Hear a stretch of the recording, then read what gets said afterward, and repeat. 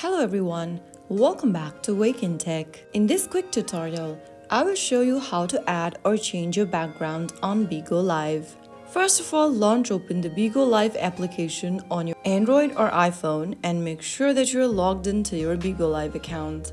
After you're signed into the homepage of Bigo Live, go to the bottom center of the screen and tap on the Live button. Soon after you get to this page, go ahead and click on the magic button from the bottom of the screen. Now select Background. Under the Background option, you can go ahead and choose whether you'd like to change your background to Halloween, daily, or blur. Select any one background you'd like to use for your live stream.